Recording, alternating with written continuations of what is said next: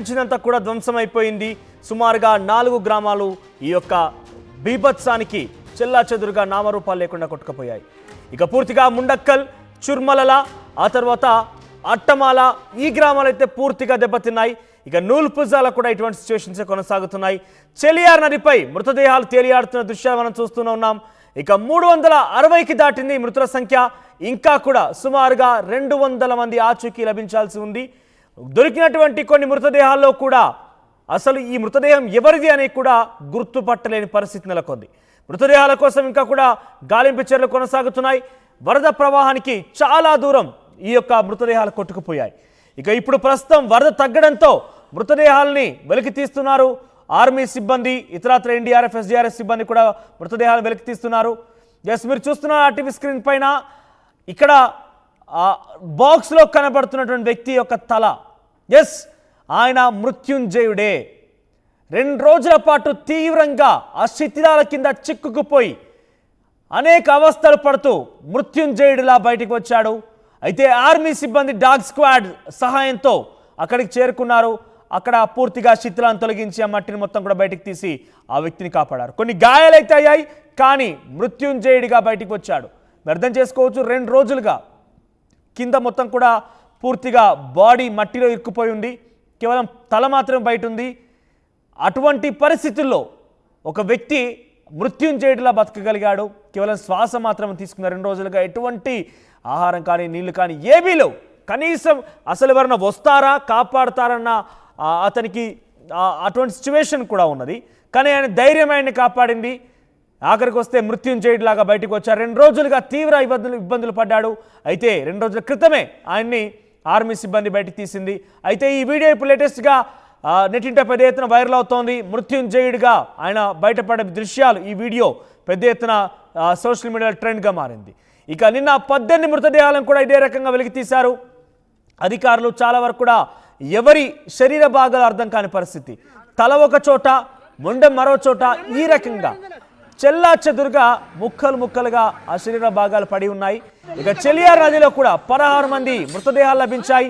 ముండక్కై అటవీ ప్రాంతంలో మరొక 2 డెడ్ బాడీలు బయటపడ్డాయి.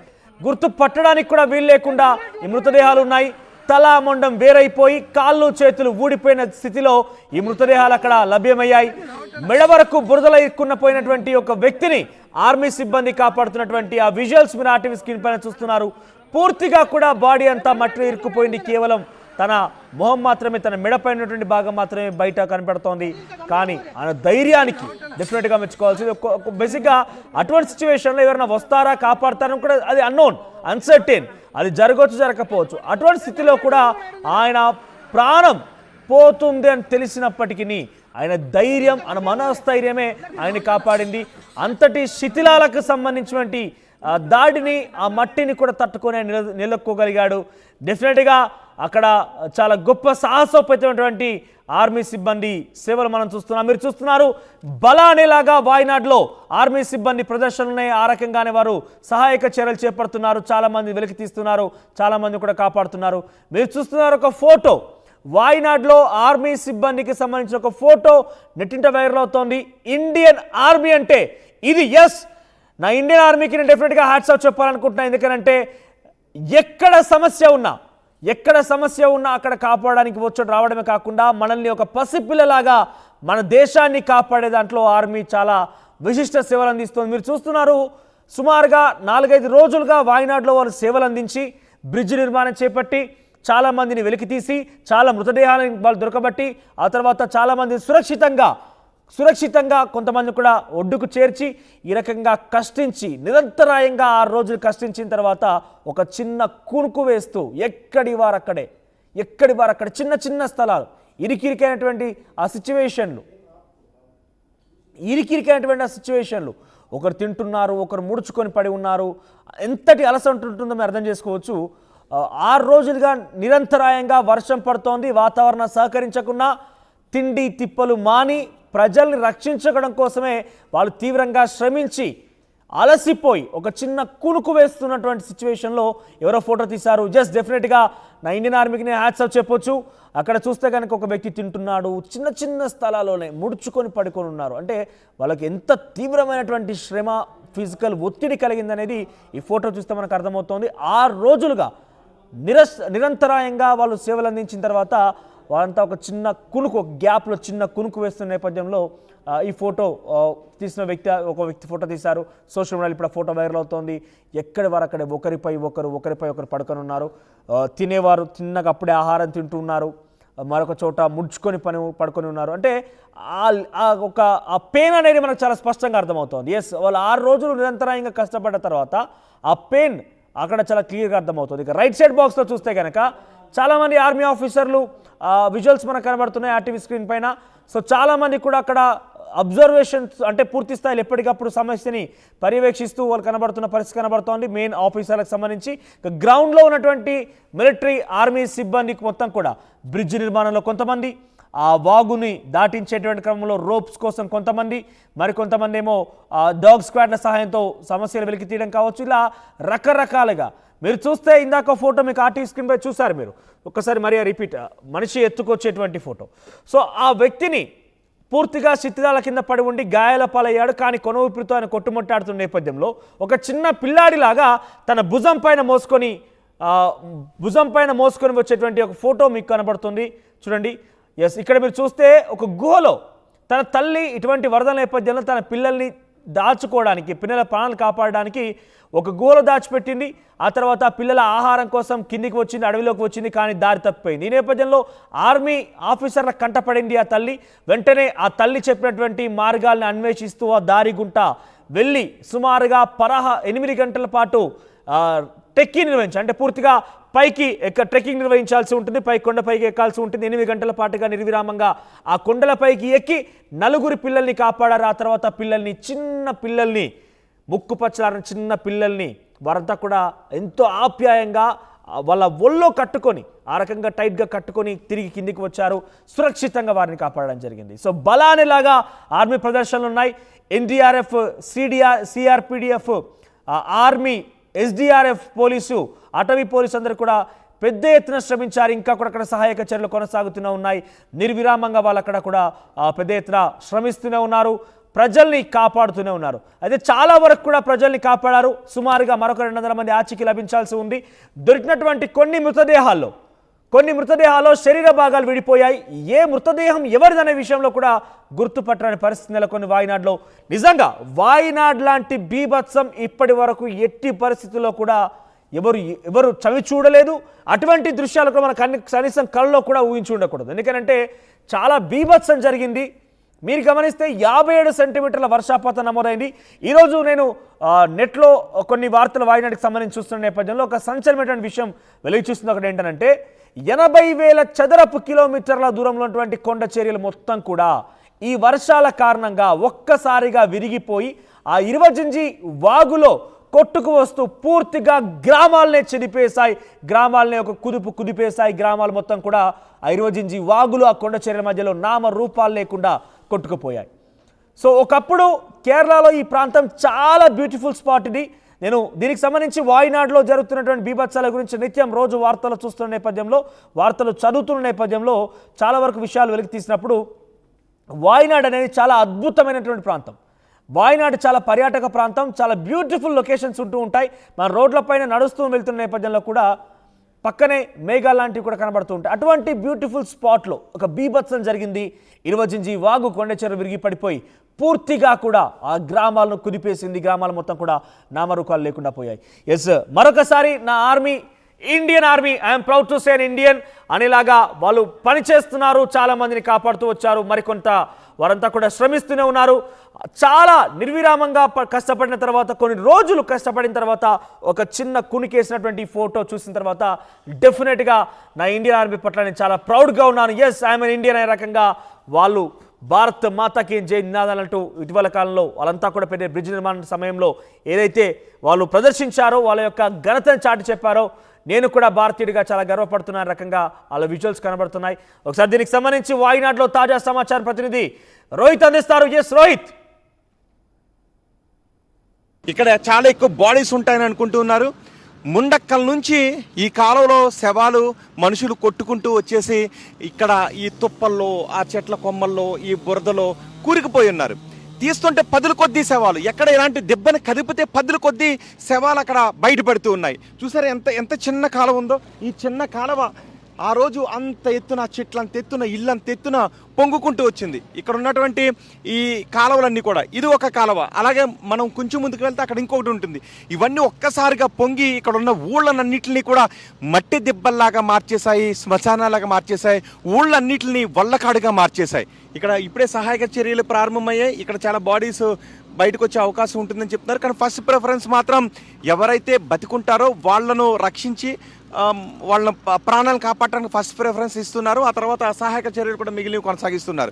చివరి బాడీని ట్రేస్ అవుట్ చేసేంత వరకు కూడా సహాయక చర్యలు కొనసాగుతాయని చెప్తున్నారు. ఇంకొంచెం ముందుకు వెళితే అక్కడ మరీ దారుణంగా ఉంది. మొత్తం ఇళ్ళన్నీ, ఇంకా ఇక్కడ కొన్ని ఆనవాళ్ళైనా ఇల్లు కనిపిస్తున్నాయి, మట్టి దెబ్బలుగా మారిపోయిన ఇళ్ళ ఆనవాళ్ళు కనిపిస్తున్నాయి. ఇంకొంచెం ముందుకు వెళ్తే ఈ ఆనవాళ్ళు లేని ప్రదేశం కూడా ఉంది. ఒక్కసారి ఆర్టీవీ మిమ్మల్ని అక్కడికి తీసుకువెళ్తుంది. అండ్ ఆర్టీవీ ఇక్కడికి వచ్చింది కేవలం వార్తల్ని మీకు అందించడానికి మాత్రమే కాదు, సహాయక చర్యలో ఒక్కసారి ఆ లోపలికి కూడా వెళ్దాం. అక్కడ మట్టి దెబ్బలుగా మారిపోయిన ఒక ఊరు కూడా ఉంది.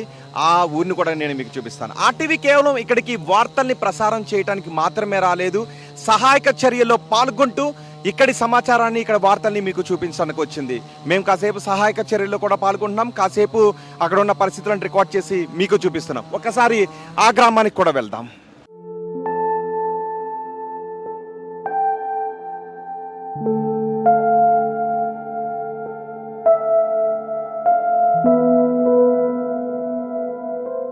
ఇక్కడ మరొక ప్లేసు చూరాలమలలో.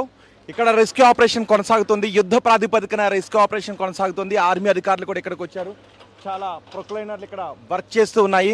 ఇక్కడ ఇంతకు ముందు శవాలు కుప్పలుగా బయటకు వచ్చాయి, ఇప్పుడే వాటిని పంపించేస్తారు. కానీ శవాల్ని మీకు చూపించకూడదు కాబట్టి వాటిని చూపించలేకపోతున్నాను. ఇక్కడ ఇవన్నీ ఈ దొంగల కింద ఇంకా బాడీస్ ఉన్నాయని అనుకుంటూ ఉన్నారు.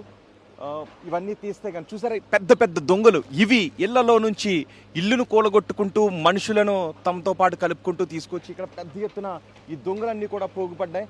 ఇక్కడ ఇంకా ఎక్కువ బాడీస్ బయటపడే అవకాశం ఉంటుంది, శవాలు బయటపడే అవకాశం ఉంటుందని చెప్తూ ఉన్నారు.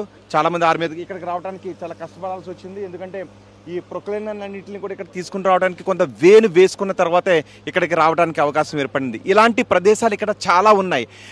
సహాయక చర్యలు ముందుకు వెళ్ళే కొద్దీ ఇలాంటి ప్రదేశాలు బయటపడుతూ ఉన్నాయి.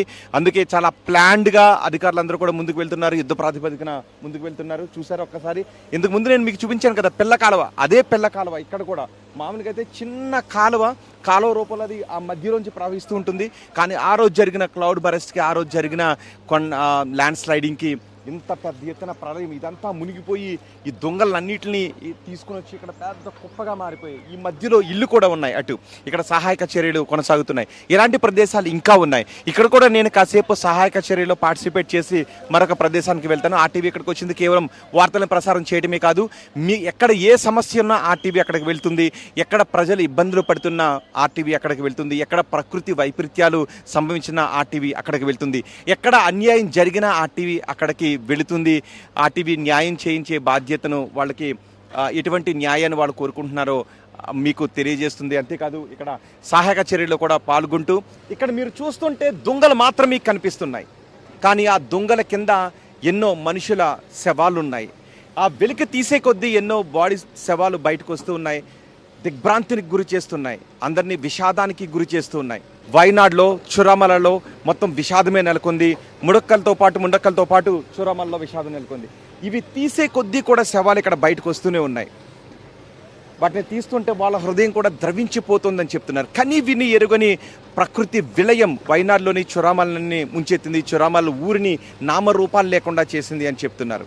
ఇక్కడ ఈ సహాయక చర్యలు ఇంకా ముందుకు వెళ్ళే కొద్దీ ఇంకా ఎన్ని శవాలు బయటకు వస్తాయో తెలియని ఆందోళనకర పరిస్థితులు వ్యక్తమవుతుంది. ఇలాంటి ప్రదేశాలు ఇంకా చాలా ఉన్నాయి. చురమలలోనే ఇంకొక ప్రదేశానికి వచ్చాం మనం, ఇంకో వీధికి.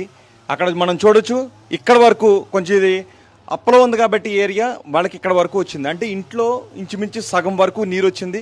మరి వీళ్ళు ఎస్కేప్ అయ్యారా, బయటకు వచ్చి, ఎందుకంటే ఇవన్నీ నీళ్ళు వస్తాయి, ఇవన్నీ ఈదుకుని బయటకు వెళ్ళాలి. కానీ లాక్ చేసి కూడా కాదు, జస్ట్ ఇలా వేరే వాళ్ళు వేసి ఉంటారు. ఒకసారి చూద్దాం.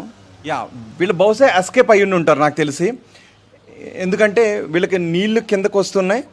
ఫ్రిడ్జ్ని లోపల చూడొచ్చు మనం, ఫ్రిడ్జ్ని పైన పెట్టేశారు, కొంచెం కొంచెం నీళ్ళు వచ్చేటప్పుడు ఫ్రిడ్జ్ని పైన పెట్టి వాళ్ళు ఇక్కడ నుంచి ఎస్కేప్ అయ్యి వెళ్ళిపోయారు. ఇంటి లోపల ఎలా ఉందో మనం చూస్తున్నాం. ఇక్కడ వరకు, సో ఇక్కడ వరకు నీరు వచ్చింది. సో నీళ్ళు వస్తున్నాయని గమనించి ఏదైనా జరగవచ్చు అని వాళ్ళ ఫ్రిడ్జ్ని మాత్రం పైన సేఫ్గా పెట్టి ఇక్కడ నుంచి ఎస్కేప్ అయిపోయారు, వాళ్ళకి కావాల్సినవి తీసుకొని. సో తాళం కూడా వీళ్ళు సరిగ్గా వేయకుండా జస్ట్ ఓన్లీ లాక్ని అట్లా పెట్టి వెళ్ళిపోయారు. సో వీళ్ళు ప్రాణాలతో బయటపడ్డారు. బహుశా మరి దీన్ని బిల్డింగ్ పైకి వెళ్ళిపోయారా, పైకి వెళ్ళి ప్రాణాలు రక్షించుకున్నారా, లేదు ఒకవేళ వీళ్ళు కనుక బయటకు వచ్చిండుంటే ఇక్కడ ఇదంతా కూడా అప్పటికే బురద, చెట్టు కొమ్మలు ఇవన్నీ అడ్డొస్తున్నాయి. మరి వీళ్ళు ఎలా ప్రాణాలను రక్షించుకున్నారు? వీళ్ళు తాళం వేసి బయటకు వచ్చారు. నాకు అనిపిస్తుంది ఏంటి అంటే వీళ్ళు నీళ్ళు వచ్చేటప్పుడు ఇంట్లో ఉన్న సామాన్లన్నింటినీ ఎలా రక్షించుకోవాలా అని ప్రయత్నం అయితే చేశారు.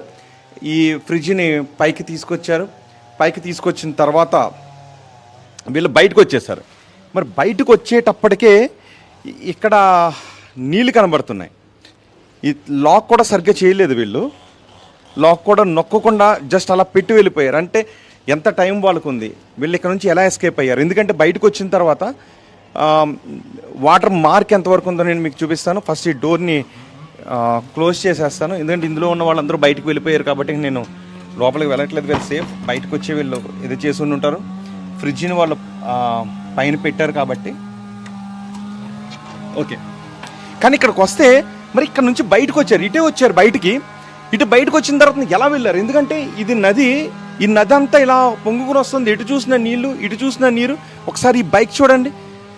ఈ బైక్ మొత్తం సర్వనాశనం అయిపోయింది. కుటుంబాలే నాశనం అయిపోయాయి బైకులంతా. కానీ ఇక్కడున్న ఈ ఆనవాళ్ళను బట్టి ఆ రోజు ఎలాంటి భయానక వాతావరణం ఉందో నేను మీకు చెప్పే ప్రయత్నం చేస్తున్నాను. ఇక్కడ వరకు నీళ్ళు వచ్చేసాయి. మరి వాళ్ళు ఆ నీళ్ళు ఎక్కడ గమనించారు? బహుశా ఇక్కడ నుంచి వచ్చి ఇలా ఎస్కేప్ అయ్యారా? అక్కడ కూడా మనకి సగం లోతు వాటర్ మార్క్స్ కనిపిస్తున్నాయి. అక్కడ కూడా మనకి మరి ఇలా వచ్చేటప్పుడు చాలా ఒడి మనకి. నేను అక్కడ కాలువలో నడిచి వెళ్ళేటప్పుడు ఇంత లోతు నీళ్ళలో వెళ్ళినా ఒడి లాగుతుంది. మరి అంత ఫ్లోటింగ్లో, అంత ఉవ్వెత్తున ఎగిసిపడుతున్న ఒడిలో వీళ్ళు ఎలా ఎస్కేప్ అయ్యారు, ఎటు వెళ్ళారు, బయటకు వచ్చిన తర్వాత క్షేమంగానే ఉన్నారా అనేది ఇంకా నాకు తెలీదు. బట్ మనం ఇక్కడ చూడొచ్చు. ఈ ఇంట్లో వాళ్ళని కూడా ఒకసారి చూడండి. ఈ తీగలు కట్టి ఉన్నాయి ఇక్కడ. ఆ బైక్ చూడండి ఒక్కసారి. ఎక్కడి నుంచో ఆ బైక్ అలా కొట్టుకుని వచ్చి సగం ఇంట్లో ఉంది. మరి ఈ ఇంట్లో వాళ్ళు ఏమయ్యారు? వీళ్ళైనా క్షేమంగా బయటకు వచ్చారు. ఎందుకంటే ఎవరినైనా పక్కన ఉన్న వాళ్ళని, పక్కింటి వాళ్ళని మనం అప్రమత్తం చేసి మన ప్రాణాలు మనం రక్షించుకునే అవకాశం అక్కడ ఉండదు. ఎందుకంటే ఇంట్లో ఉన్న వాళ్ళే ఒక నలుగురు కుటుంబ సభ్యులు ఉంటే నలుగురు బయట పడలేని పరిస్థితి ఉంది. ఇంకా పక్కింటి వాళ్ళని వీళ్ళు అప్రమత్తం చేసే అవకాశం దాదాపు చాలా తక్కువని మనం చెప్పుకోవాలి. ఒకసారి మనం అక్కడ బైక్ చూడండి ఎలా ఉందో. మొత్తం సర్వనాశనం అయిపోయింది.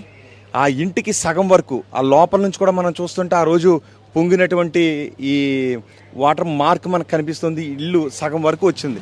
మరి ఎప్పుడుండగా, ఎంత వాటర్ ఉండగా వీళ్ళు గమనించారు? ఎందుకంటే ఇక్కడ సైరన్ లాంటిది మోగడానికి అవకాశం ఏమి ఉండదు. గాఢ నిద్రలో ఉన్నారు అందరూ. 1:02 అవుతుంది. ఒక దఫా వరద వచ్చింది, ఆ తర్వాత రెండో దఫా వరద కూడా వచ్చింది. రెండో దఫా వరద మరింత ఎక్కువ ప్రాణ నష్టాన్ని, ఆస్తి నష్టాన్ని మిగిల్చింది. ఇలాంటి పరిస్థితులు ఎక్కడ చూసినా ఈ ఊళ్ళో ఏ ఇంటి గడప ముందుకు వెళ్ళినా ఇలాంటి హృదయ విదారక పరిస్థితులే కనిపిస్తున్నాయి. అక్కడ రెస్క్యూ ఆపరేషన్స్ కొనసాగుతుంటే ఏ మట్టి దెబ్బని ఎలా తీసినా శవాల ఆనవాళ్ళు కనిపిస్తున్నాయి. ఏదో కాలో చేయో కనిపిస్తుంది.